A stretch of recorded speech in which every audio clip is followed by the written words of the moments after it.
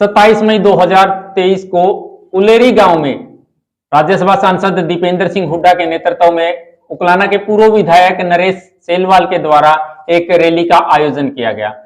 इस रैली के बाद उकलाना की राजनीति एकदम से उफान ले गई और उससे अगले ही दिन राज्य मंत्री अनूप धानक ने भी उलेरी गांव से शुरुआत करके कई गांव में कई रुपए की ग्रांट जो है वो वितरित की, जिसमें कुलेरी, पाबड़ा, बालक, नया गांव, इसके अलावा भी कई ऐसे गांव थे जहां राज्य मंत्री अनूप धानक पहुंचे और काफी ग्रांट जो है वो दी।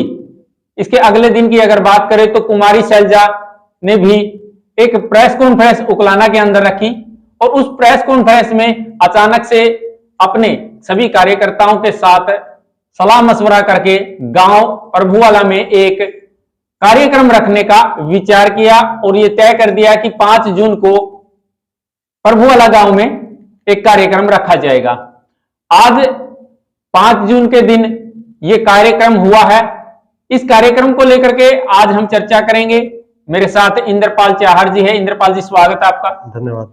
इंद्रपाल जी, जिस प्रकार से देखा गया है कि 27 जून के बाद उकलाना की राजनीति में अचानक उफान सा आ गया है, क्योंकि चाहे वो अनूप धानक की बात करें या कुमारी शैलजा की बात करें, एकदम से एक्टिव हो गए हैं। इसके अलावा भी कई नेता ऐसे हैं जो कि एक्टिव मोड में नजर आते हैं।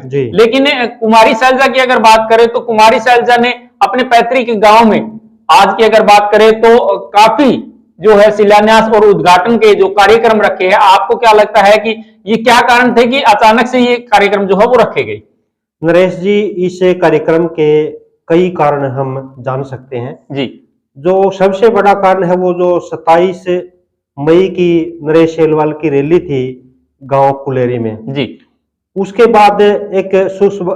बाद ये बात शुरू हो गई कि नरेश सेलवाल इतने सक्रिय उकलाना की राजनीति में क्यों है जी। क्योंकि उकलाना जो विधानसभा क्षेत्र में है उसमें प्रभुवाला गांव आता है और प्रभुवाला गांव कुमारी शैलजा का पैतृक गांव है जी। बिल्कुल। तो उकलाना विधानसभा क्षेत्र में एक आम धारणा है कि जो उकलाना की टिकट है वो कुमारी शैलजा खुद लड़े या अपने कोटे से किसी को लड़ाएं जी। तो लोगों के दिमाग में एक बात गई कि नरेश सेलवाल किस प्रकार से सक्रिय हैं उकलाना में, उनके टिकट का कोई चांस नहीं है जी। लेकिन वर्तमान राजनीति की अगर हम बात करें जी, तो पहले क्या था, कांग्रेस पार्टी का एक छत्र राज देश में भी और प्रदेश में भी था। कांग्रेस पार्टी किसी को भी टिकट दे देती थी, वो आराम से चुनाव जीत जाता था जी। बिल्कुल। और वो हरियाणा में कई विधानसभा क्षेत्र ऐसे हैं जिनमें बाहर से आकर भी प्रत्याशी जीतते हैं। अगर हम जो उकलाना का पुराना विधानसभा क्षेत्र है बरवाड़ा, बिल्कुल, बरवाड़ा में भी कई ऐसे विधायक बने हैं जिनका इस क्षेत्र से कोई लगा देगा नहीं था, वो बाहर के थे और बरवाड़ा में आकर जीत गए थे जी। लेकिन अगर इस समय की बात करें तो अब समय ऐसा आ गया है कि एकदम अगर किसी प्रत्याशी को आप मैदान में लाते हैं तो उसकी जीत की कोई गारंटी नहीं है। इसका सबसे बड़ा उदाहरण आप उकलाना का ही ले सकते हैं 2019 का। कुमारी शैलजा ने अपने कोटे से खेदड़ गांव से बाला देवी खेदड़ को प्रत्याशी बनाया, तो उसका किसी ने कल्पना भी नहीं की थी कि बाला देवी खेदड़ कांग्रेस की प्रत्याशी हो सकती है जी। बिल्कुल। तो अगर 2024 की बात करें तो 2019 में जो बाला देवी खेदड़ को टिकट दी तो ज्यादातर जो मतदाता थे उनको जानते भी नहीं थे और एक अच्छा प्रदर्शन बाला देवी खेदड़ 2019 में नहीं कर पाई जी। बिल्कुल। तो जो आपने सक्रियता की बात पूछी है कुमारी शैलजा की, 2024 को लेकर कुमारी शैलजा किसी भी प्रकार की कोई गलती नहीं करना चाहती। एकदम अगर कोई प्रत्याशी आता है तो जो मतदाता है वो उसको स्वीकार नहीं करता जी। बिल्कुल, ये बिल्कुल सत्य है। तो इसी बात को लेकर कुमारी शैलजा मैदान में है। कुमारी शैलजा किसी भी प्रकार की कोई गलती नहीं करना चाहती और एक प्रकार से अपनी सक्रियता उकलाना विधानसभा क्षेत्र में वो दिखाना चाहती हैं। आपने बात की कि अपना जो पैतृक गांव है प्रभुवाला, उसमें 5 जून ने जो प्रोग्राम रखे हैं उनका क्या कारण है जी। बिल्कुल। तो देख, जो कुमारी शैलजा है वो एक राजनीतिक परिवार से आती हैं, जो राजनीति की जानकारी है उनको बचपन से ही मिलती रही है। तो जो इनके परिवार में छोटी मोटी गलतियां पीछे हुई हैं वो किसी भी प्रकार की गलती कुमारी शैलजा नहीं करनी चाहती। आपने छोटी मोटी गलतियों का जिक्र किया है और राजनीति को लेकर के ही ये बातें कही है। ऐसी क्या गलती हुई थी जो कि कुमारी शैलजा अब उन गलतियों को दोहराना नहीं चाहती, उन पर सुधार करना चाहती हैं? नरेश जी, बहुत कम लोगों को पता है कि 1972 में बरवाड़ा विधानसभा क्षेत्र से इनके जो चाचा जी हैं चौधरी नेकीराम जी, उन्होंने बरवाड़ा से 1972 में चुनाव लड़ा था। और जो ये 2009 से परिसीमन से पहले जो उकलाना का क्षेत्र था बरवाड़ा में ही आता था। जी बिल्कुल, काफी क्षेत्र ऐसा था जो कि बरवाड़ा विधानसभा क्षेत्र में आता था। 1972 के विधानसभा चुनाव में बरवाड़ा से जो नेकीराम जी हैं वो मात्र 1440 मतों से चुनाव हार गए थे। और इस चुनाव की गलती की जो आपने बात की, उसमें अगर देखा जाए तो अगर गांव परबुआड़ा की बात करें जो कि चौधरी नेकीराम का पैतृक गांव है, उसमें चौधरी नेकीराम को केवल 55 वोट मिले थे। यानी कि अपने गांव में ही कम वोट आना उनके हार का कारण बना। हाँ। क्योंकि एक कहावत भी है कि पहले अपना घर मजबूत जो है वो करना चाहिए। अगर कोई भी राजनेता अगर चुनाव मैदान में आता है, गांव से अगर उसको बढ़त मिलती है तो वो आगे भी बढ़त बनेगा। उस समय जो परिणाम था, उसके परिणाम के बाद प्रत्येक व्यक्ति ने भी यही बात की थी कि अगर नेकीराम अपने गांव से अच्छी लीड लेके चलते तो 1972 में बरवाड़ा से विधायक बनते। तो इसी बात को लेकर जो ये बात है ये कुमारी शैलजा के भी जहन में है कि गांव प्रभुवाड़ा में मात्र 55 वोट चौधरी नेकीराम को आए थे। तो इसलिए जो इनका राज्यसभा का कार्यकाल था उसमें बहुत ज्यादा ग्रांट कुमारी शैलजा ने अपने गांव में दी है, जिसमें लगभग सभी गलियां पक्की हुई हैं और लाइब्रेरी भी है। जी बिल्कुल, लगभग 2.5 करोड़ रुपए की ग्रांट का की जो है वो आज जिस प्रकार से शिलान्यास जो है वो किया गया है, उद्घाटन जो है वो किया गया है।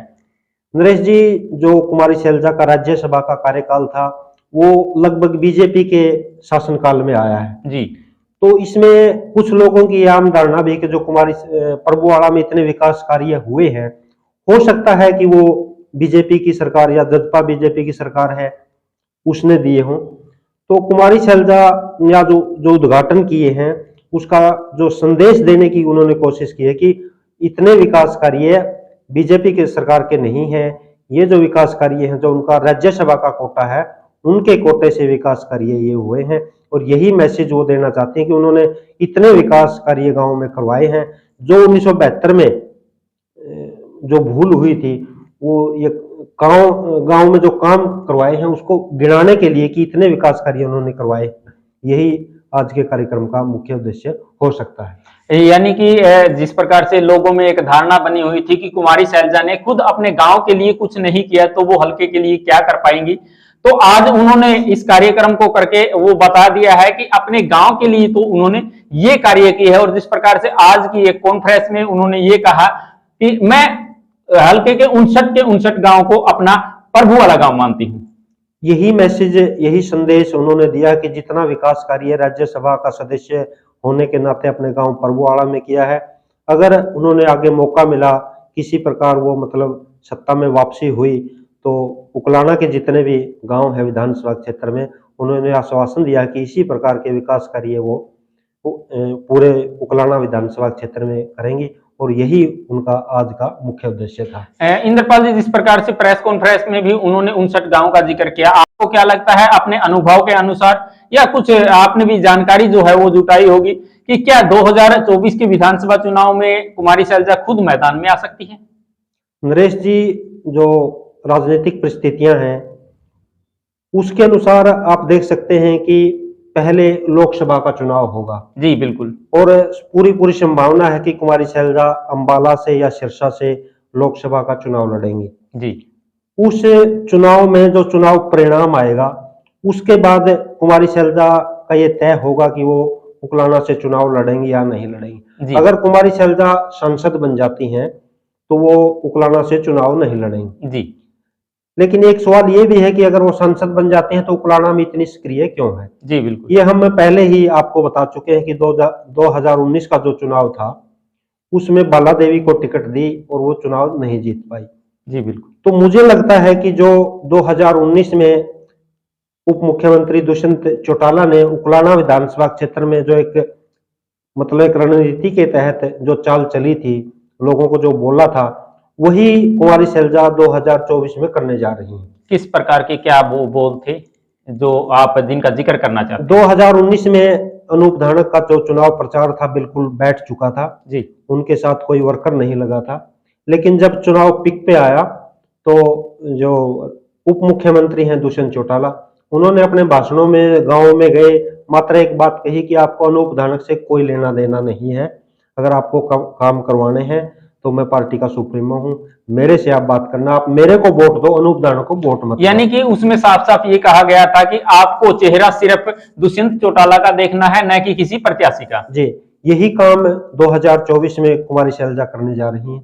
अगर वो सांसद बन गई और विधानसभा का चुनाव उकलाना से उन्होंने नहीं लड़ा तो वो पूरा समय प्रचार में रहेंगी, जिस भी प्रत्याशी को मैदान में उतारेंगे उनके साथ कंधे से कंधा मिलाकर चलेंगी और एक मैसेज ही देंगे कि आपको प्रत्याशी को नहीं देखना, कुमारी शैलजा को देखना है। क्योंकि अगर 2024 का चुनाव भी कुमारी शैलजा का जो प्रत्याशी है वो हार गया तो हाईकमान में एक इसका गलत मैसेज आएगा और जो कुमारी शैलजा का राजनीतिक कैरियर है उस पर भी आगे असर पड़ेगा।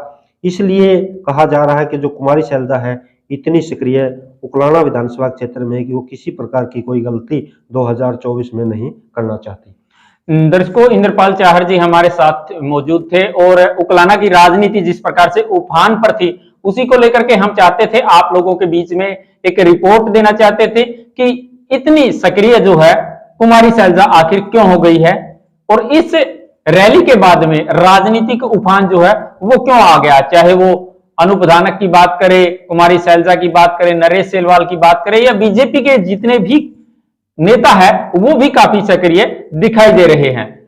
दर्शकों, आज की ये रिपोर्ट आपको कैसी लगी है कमेंट के माध्यम से अपनी राय जरूर देना। आगे की हम किस प्रकार के अपडेट जो है वो आपके लिए लेकर के आए ये भी अपने कमेंट में जरूर लिखिएगा। इंद्रपाल जी, आप हमारे साथ जुड़े, आपका बहुत बहुत धन्यवाद। धन्यवाद।